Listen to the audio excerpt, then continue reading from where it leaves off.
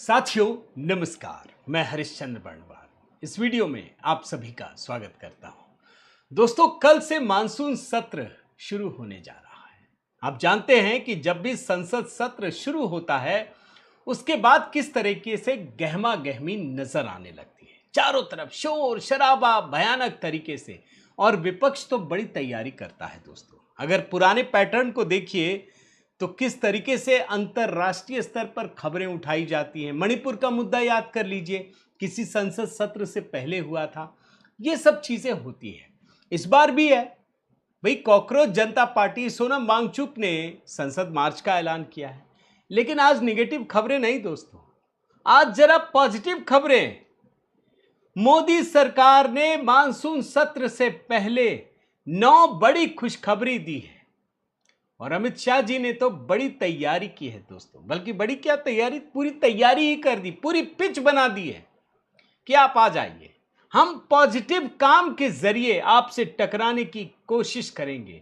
और इस सत्र में एक और चीज दिखेगा दोस्तों। भाई, जो पिछला सत्र हुआ था याद है ना, पश्चिम बंगाल चुनाव के समय विशेष सत्र, जिसमें महिला आरक्षण बिल, डिलिमिटेशन, ये सब था, सरकार हार गई। ये पहली बार हुआ था दोस्तों। मोदी सरकार को इससे पहले कभी हार का सामना नहीं करना पड़ा, और सरकार जानती थी कि इस हार में भी बड़ी जीत है, और ये बंगाल में दिखा भी दोस्तों।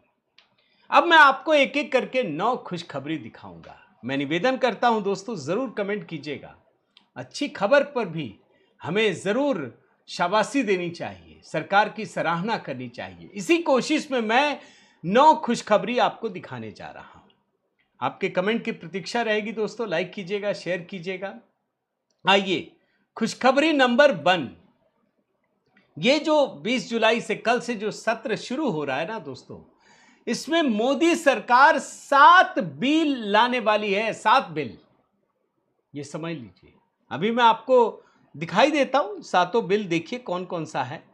फॉरेन कंट्रीब्यूशन रेगुलेशन संशोधन बिल, दूसरा राष्ट्रीय सम्मान के अपमान की रोकथाम विधेयक, तीसरा विकसित भारत शिक्षा अधिष्ठान विधेयक, चौथा इनकम टैक्स विधेयक, पांचवा, ये भी बहुत बड़ी खबर है, ये सुप्रीम कोर्ट में जजों की संख्या बढ़ाई जाएगी, 33 से बढ़ाकर 37। अभी जारी अध्यादेश को कानून का रूप मिलेगा। और छठा, जन्म और मृत्यु पंजीकरण विधेयक, मतलब 2 साल बाद रजिस्ट्रेशन सिर्फ न्यायिक मजिस्ट्रेट के आदेश से होगा। डीएम एसडीएम की मंजूरी का प्रावधान खत्म होगा। और 7वां, micro small and medium enterprises development संशोधन विधेयक 2026। आप बोलेंगे इसमें खुशखबरी क्या है? देखिए, 7 बिल तो पास हो जाएगा, सुप्रीम कोर्ट भी है, लेकिन सबसे बड़ी कहानी इसमें क्या है दोस्तों, जो दूसरे नंबर का है, ये वंदे मातरम के अपमान पर 3 साल तक की जेल होने वाली है। बहुत सारे लोग आपने देखा है ना, कई सारे विधानसभाओं में भी, लोकसभा संसद के भीतर भी वंदे मातरम का गायन होता है तो चले जाते हैं, बोलते हैं हम नहीं गाएंगे। कहे भाई, हम दूसरे धर्म के हैं, हम नहीं गाएंगे वंदे मातरम, यही कहते हैं ना। अब अगर आपने ऐसा कर दिया तो आपको 3 साल की जेल, जुर्माना या दोनों की सजा हो सकती है। यह वंदे मातरम के लिए किया जा रहा है। इसका नाम है prevention of insults to national honour amendment bill. अगर यह बिल संसद से पारित हो जाता है, जो होना ही है, तो वंदे मातरम का अपमान करने, इसके गायन में बाधा डालने या व्यवधान पैदा करने पर 3 साल तक की जेल, जुर्माना या दोनों सजा हो सकती है। अभी कौन सा नियम है वो भी बताता हूं। जो फिलहाल चल रहा है दोस्तों, वो 1971 का prevention of insults to national honour act. इसमें आप अगर जन गण मन, जो राष्ट्रगान है, राष्ट्रीय ध्वज और संविधान का अपमान दंडनीय अपराध है। अब इसी कानून के अंतर्गत वंदे मातरम को भी लाया जा रहा है। अब कोई नहीं कह पाएगा कि हम वंदे मातरम नहीं गाएंगे, अपमानित करेंगे, छोड़ के चले जाएंगे। ये अब नहीं होने जा रहा है, ये आप समझ लीजिए। तो ये पहली खुशखबरी है दोस्तों। मानसून सत्र के बारे में भी बता देता हूं। दूसरी खुशखबरी पर जाने से पहले, सर्वदलीय बैठक एक दिन पहले, आज 20 तारीख यानी कल से मानसून सत्र शुरू हो रहा है, और 21 जुलाई को एनडीए संसदीय दल की बैठक है, 13 अगस्त को सत्र की समाप्ति हो जाएगी।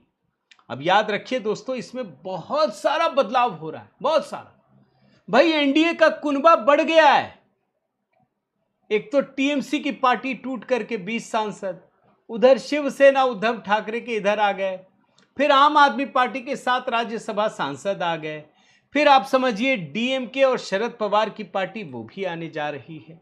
यानी डिलिमिटेशन बिल पर भी नजर रखिएगा, महिला आरक्षण बिल पर भी नजर रखिएगा। तो ये है पहली खुशखबरी। दूसरी खुशखबरी, ये मैंने कल शॉर्ट्स में भी दिखाया था दोस्तों, मैं फिर से आपको बता देता हूं। कल भारत ने एक नया इतिहास रच दिया है। भारत की पहली निजी स्पेस कंपनी, पहली नहीं, एक निजी स्पेस कंपनी स्काई रूट ने पहला रॉकेट लॉन्च किया है। यह भारत की निजी क्षेत्र की पहली ऑर्बिटल रॉकेट लॉन्चिंग में से एक है, जिसने पूरे देश को गर्व से भर दिया है दोस्तों। पहली बार ऐसा हुआ है। भाई अब तक सिर्फ सरकार करती रही है। सरकार की कोशिश थी कि प्राइवेट सेक्टर की भी दस्तक हो। भाई अमेरिका आगे क्यों है? क्योंकि सरकार भी करती है, प्राइवेट सेक्टर भी करता है। कहीं सरकार चूकती है तो प्राइवेट सेक्टर थाम लेता है, प्राइवेट सेक्टर चूकता है तो सरकार तो कर ही रही है। तो ये बड़ी बात होती है। पहली बार ऐसा हुआ है दोस्तों। 1000 वैज्ञानिक इंजीनियर काम कर रहे थे, सफल लॉन्चिंग रही। ये भारत के लिए गर्व का विषय है, ये याद रखिएगा। तो ये है खुशखबरी नंबर 2। खुशखबरी नंबर 3, पहली हाइड्रोजन ट्रेन भारत में शुरू हो चुकी है दोस्तों। और आपको जानकर यह आश्चर्य होगा कि इससे पहले यह उपलब्धि सिर्फ जर्मनी, फ्रांस, स्वीडन और चीन में है। इन्हीं 4 देशों में हाइड्रोजन ट्रेनें चल रही हैं और पांचवां देश भारत है दोस्तों। प्रधानमंत्री मोदी क्या कहते हैं सुनिए। जिंद सोनीपत के बीच चलने वाली यह ट्रेन दुनिया की सबसे ताकतवर हाइड्रोजन ट्रेन है। इस ट्रेन को भारत के इंजीनियरों ने डिजाइन किया है और भारत की ही कंपनी ने बनाया है। 10 कोच वाली यह ट्रेन जिंद सोनीपत रूट पर 14 स्टेशनों के बीच अधिकतम 75 किलोमीटर प्रति घंटे की रफ्तार से चलेगी। जरा हाइड्रोजन के बारे में देख लीजिए, ट्रेन के बारे में ग्राफिक्स के जरिए दोस्तों। देश की पहली हाइड्रोजन ट्रेन, डिजाइन स्पीड जो मैक्सिमम है 110 किलोमीटर प्रति घंटा, ऑपरेटिंग स्पीड 75 किलोमीटर, रोजाना हाइड्रोजन खपत कितना है 300 किलो, रोजाना हाइड्रोजन खपत 440 केजी, मतलब दोनों चीजें बता दी गई हैं इसमें। अच्छा, इसकी सबसे बड़ी खासियत क्या है देखिए, लिखा हुआ है इंजन से धुएं की जगह सिर्फ ट्रेन से भाप निकलेगी, यानी पॉल्यूशन भी कंट्रोल है, फ्यूल की बचत और ऊपर से पॉल्यूशन कंट्रोल करना। तो ये एक बड़ी उपलब्धि है। दुनिया में ऐसा करने वाला भारत 5वां देश है दोस्तों। खुशखबरी नंबर 4 पे आइए। यह लगातार दूसरा सप्ताह रहा दोस्तों जब भारत का विदेशी मुद्रा भंडार, उसमें बढ़ोतरी देखी गई है।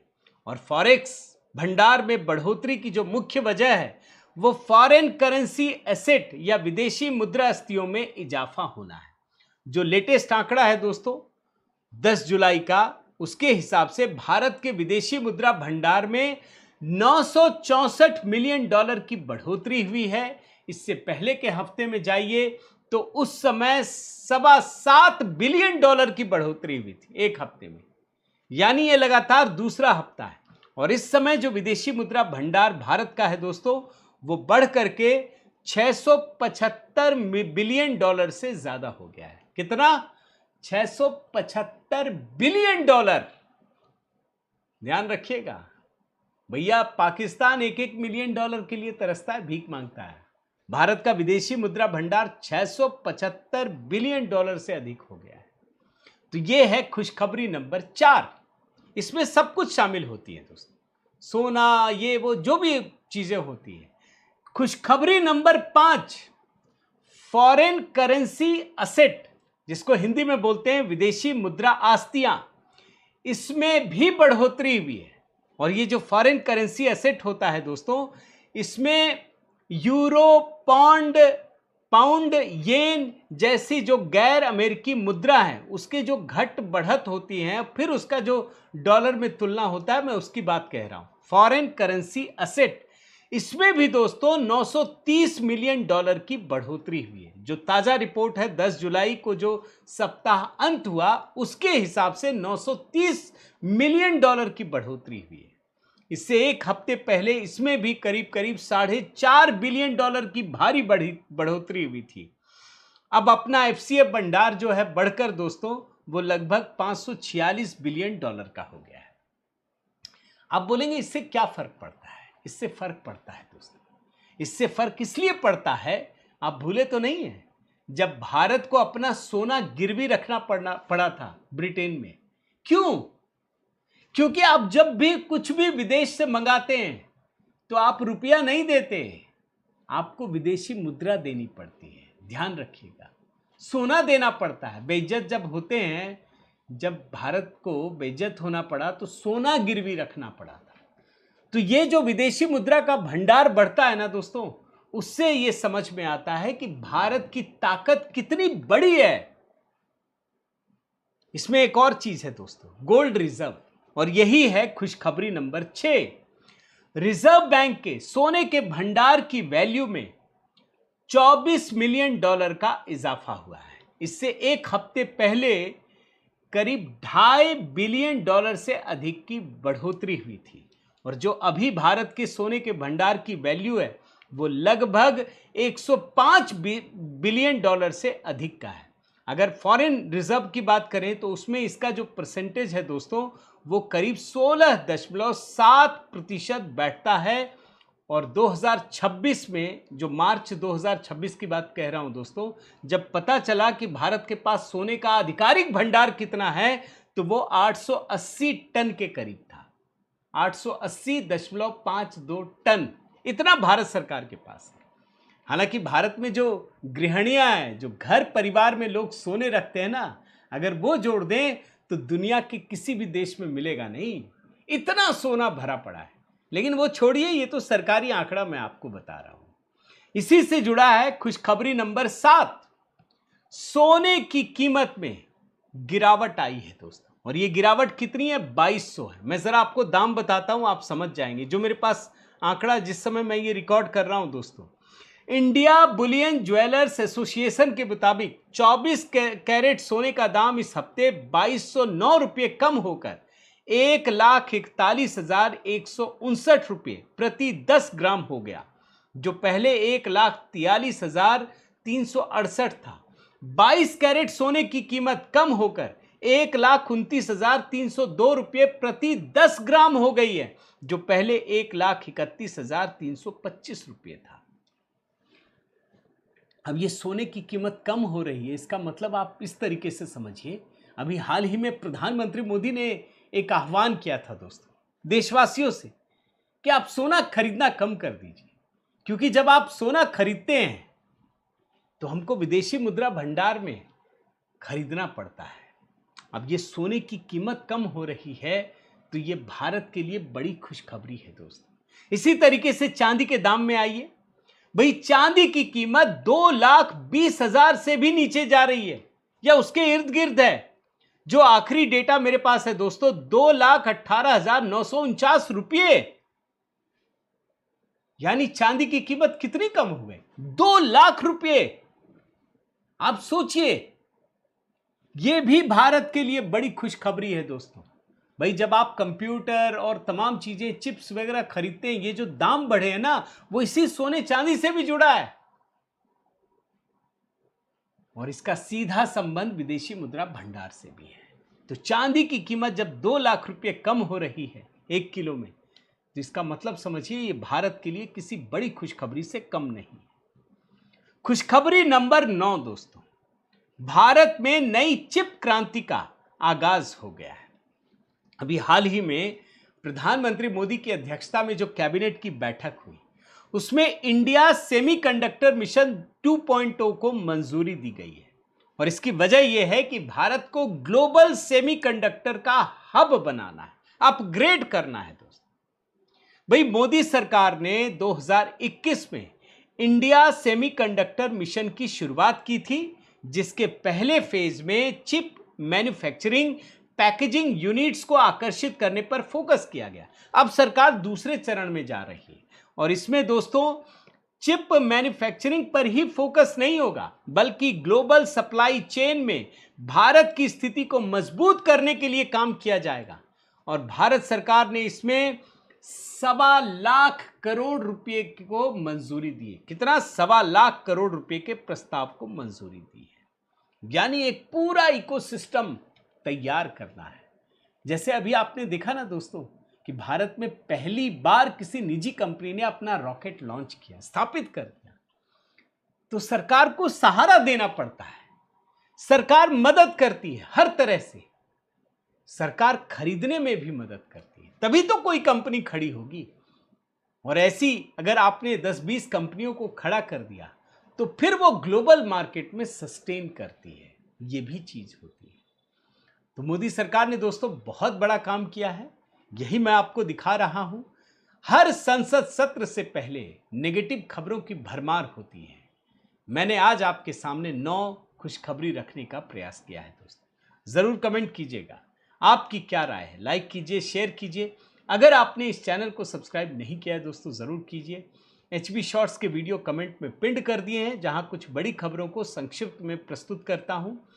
और हाँ दोस्तों, अगर आप मेरे व्हाट्सएप ग्रुप से जुड़ना चाहें तो नंबर स्क्रीन पर है, मैसेज कर दीजिए, जय सिया राम लिख दीजिए और बने रहिए, जुड़े रहिए। बहुत बहुत धन्यवाद। जय सिया राम।